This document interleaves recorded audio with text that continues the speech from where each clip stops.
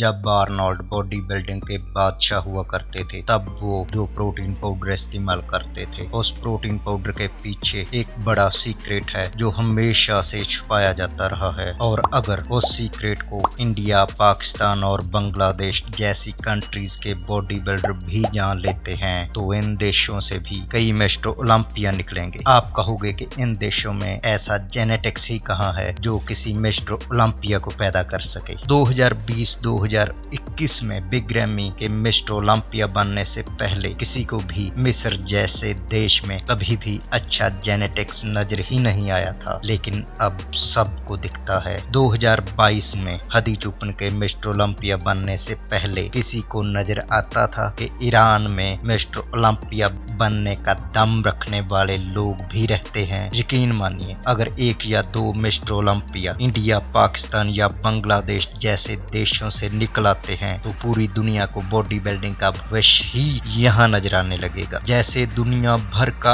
अच्छा जेनेटिक्स कुदरत ने बस यही पैदा कर दिया हो। मिस्टर ओलंपिया बनने के लिए अच्छे जेनेटिक्स के साथ और भी बहुत कुछ चाहिए। यहाँ भी आर्नोल्ड जैसे बॉडी बिल्डर तैयार हो सकते हैं। बस आपको कुछ गहरी, कुछ अंदर की बातें पता होनी चाहिए। आर्नोल्ड को अमेरिका लाने वाले जो विडर थे। जो विडर का बॉडी बिल्डिंग के मैगजीन, किताबों और पूरी फिटनेस इंडस्ट्री पर जो इम्पैक्ट था वो थोड़े शब्दों में नहीं कहा जा सकता। उनको बॉडी बिल्डिंग का पितामह भी कहा जाता है। जो विडर प्रोटीन पाउडर बनाने वाली कंपनी के मालिक थे और आर्नोल्ड उनके प्रोटीन पाउडरों का प्रचार करते थे। उस वक्त के बॉडी बिल्डिंग के मैगजीन आर्नोल्ड की तस्वीरों से भरे होते थे, जिनमें आर्नोल्ड के हाथ में जो विडर का प्रोटीन पाउडर होता था और आर्नोल्ड कह रहे होते थे, ये प्रोटीन पाउडर है मेरे बड़े और मजबूत मसल का सीक्रेट। जाहिर है कि विडर कंपनी आर्नोल्ड को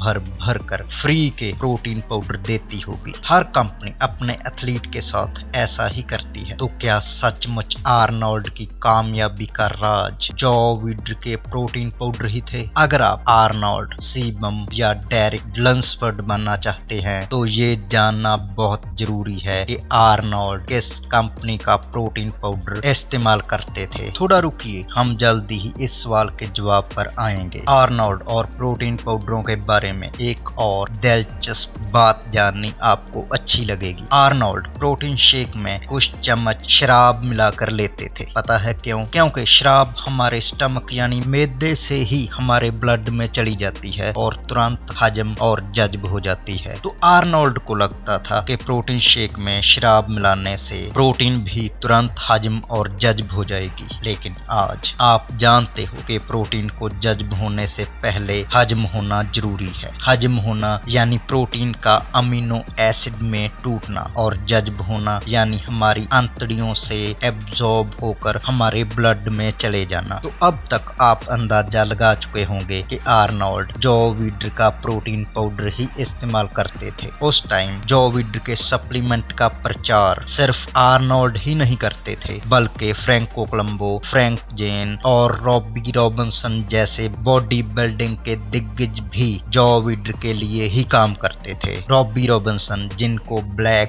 प्रिंस भी कहा जाता है, उन्होंने कुछ ऐसा कर दिया था कि बॉडी बिल्डिंग की दुनिया में भूचाल आ गया। रॉबी रॉबिन्सन को उनके एक 13 साल के फैन ने चिट्ठी लिखी, क्योंकि उस टाइम व्हाट्सएप या इंस्टाग्राम तो होता नहीं था। उस लड़के ने रॉबी रॉबिन्सन से पूछा कि आप दिन में जो विडर का कितना प्रोटीन पाउडर खा लेते हो या पी लेते हो, क्योंकि मैं भी आप जैसी बॉडी बनाना चाहता हूं। तो रॉबी रॉबिन्सन का जवाब था कि मैं तो जो विडर का प्रोटीन इस्तेमाल ही नहीं करता, मुझे प्रचार करने के पैसे मिलते हैं, बस इसीलिए मैं जो विडर के प्रोटीन पाउडर का प्रचार करता हूं। आज भी रॉबी रॉबिन्सन दुनिया के सामने खुलेआम कहते हैं कि आर्नोल्ड भी जो विडर का प्रोटीन पाउडर इस्तेमाल नहीं करते थे। रॉबी रॉबिन्सन ने बहुत कड़वा सच बोल दिया था कि जो विडर का प्रोटीन पाउडर बहुत मीठा है, यानी सिर्फ शुगर है। IFBB ने रॉबी रॉबिन्सन को बैन कर दिया और सिर्फ लाइफ टाइम के लिए नहीं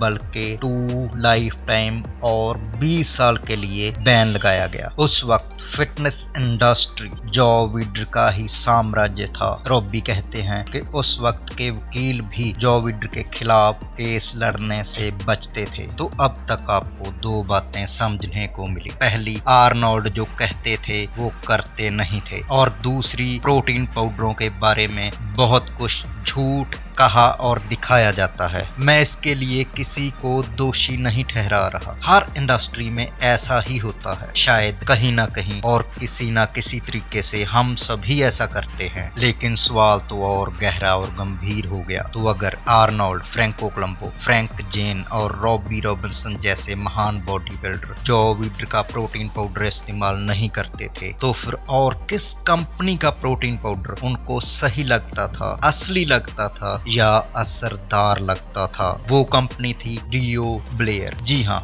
खुद आर्नोल्ड प्रचार तो विडर की कंपनी का करते थे, लेकिन प्रोडक्ट रियो ब्लेयर के यूज करते थे, खास तौर पर प्रोटीन पाउडर। जैसे कि आपको पता होगा, कटरीना कैफ उस साबुन से नहीं नहाती जिसका वो प्रचार करती हैं, और ना ही सलमान खान किसी कोल्ड ड्रिंक के लिए सचमुच पहाड़ों से कूदते हैं, बल्कि वो कोल्ड ड्रिंक तो पीते ही नहीं है। सोचने वाली बात ये है कि रियो ब्लेयर के प्रोटीन पाउडर में ऐसा क्या था कि उसको पीने से आर्नोल्ड मिस्टर ओलंपिया बन गए। उस प्रोटीन पाउडर में मिल्क और एग प्रोटीन होती थी, और उसे क्रीम या दूध की मलाई में मिक्स करके एक प्रकार से खाया जाता था। उस टाइम ना तो क्रिएटिन था, ना BCAA, और ना ही किसी ने प्री वर्कआउट का नाम तक सुना था। तब ऐसा कोई भी सप्लीमेंट उपलब्ध ही नहीं था। उस टाइम को आज बॉडी बिल्डिंग का सुनहरी युग कहा जाता है, क्योंकि उस टाइम के बॉडी बिल्डरों का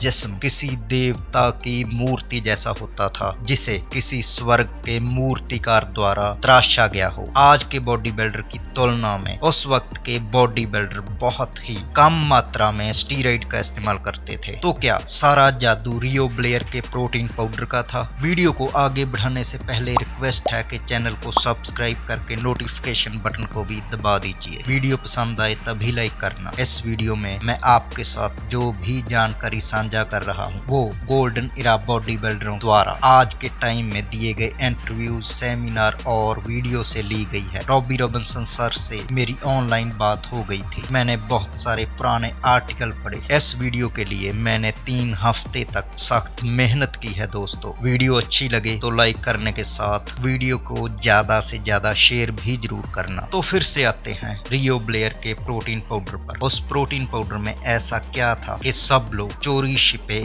उसका इस्तेमाल करते थे और दुनिया के सामने जॉ विडर की प्रोटीन का गुणगान करते थे? कहीं वो लोग ये तो नहीं चाहते थे कि कोई और हमसे आगे ना बढ़ पाए? जी नहीं, ऐसा कुछ भी नहीं था। असलियत ये है कि उस टाइम के बॉडी बिल्डर प्रोटीन पाउडरों पर ज्यादा भरोसा ही नहीं करते थे। मोटे तौर पर कहा जाए तो उस टाइम के बॉडी बिल्डर आम तौर पर सिर्फ एक बार प्रोटीन शेक लेते थे। अपनी रोजाना की प्रोटीन इनटेक के लिए वो चिकन, फिश, एग और कॉटेज चीज पर ही निर्भर होते थे। उन लोगों को किसी प्रोटीन पाउडर की परवाह ही नहीं होती थी। आज के बॉडी बिल्डर भी नेचुरल डाइट को ही अहमियत देते हैं, लेकिन अब उनको ना चाहते हुए भी प्रोटीन पाउडर का इस्तेमाल करना पड़ता है। पता है क्यों? गोल्डन इरा के एक बॉडी बिल्डर की एक दिन की प्रोटीन इनटेक जहां 300 ग्राम होती थी, आज के बॉडी बिल्डर की रोजाना प्रोटीन इनटेक 600 ग्राम तक है। फिर भी आज का बॉडी बिल्डर यही कोशिश करता है कि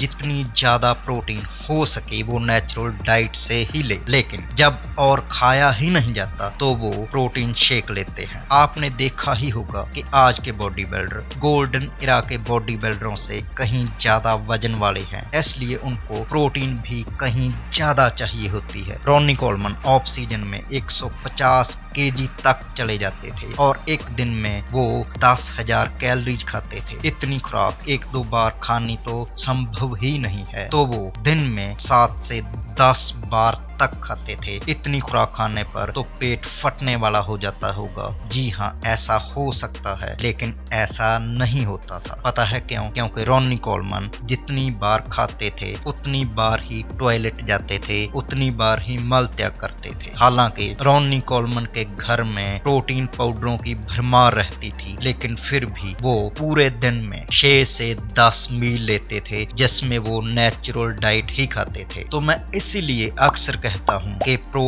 बॉडी बिल्डर एक प्रकार के तपस्वी होते हैं। प्लीज इनको दिल से रिस्पेक्ट दीजिए। बॉडी बिल्डिंग में सप्लीमेंट का सिर्फ 5% योगदान होता है और स्टीरॉइड का 20 से 25%। चाहे रॉनी कोलमन हो और चाहे आर्नोल्ड, उनकी कामयाबी का राज उनकी सख्त मेहनत और नेचुरल डाइट ही थी। जब हमारे बॉडी बिल्डर इस राज को जान और समझ जाएंगे तो मिस्टर ओलंपिया की स्टेज पर इंडिया, पाकिस्तान और बांग्लादेश जैसे बॉडी बिल्डरों की भरमार होगी। तो प्लीज सप्लीमेंट और स्टीरॉइड की खुशफहमी को, वहम को आज ही अपने दिल से निकाल दीजिए। नेचुरल डाइट और सख्त मेहनत पर जोर दीजिए। और हाँ, आपकी कामयाबी में 5% सप्लीमेंट का योगदान भी रहेगा। 20 से 25 या 30% स्टीरॉइड की जरूरत भी होगी, लेकिन ये 5 या 25% तभी काम करेगा जब आप 75% डाइट और सख्त मेहनत का फायदा उठाएंगे। वरना ये 20, 25 या 30% कोई भी मायने नहीं रखता। वरना आप बॉडी बिल्डर बनने के चक्कर में एक नपुंसक मर्द बनकर रह जाएंगे। तो प्लीज मेरी बातों पर गौर कीजिए और मिस्टर ओलंपिया की स्टेज को ही अपना निशाना रखिए। धन्यवाद।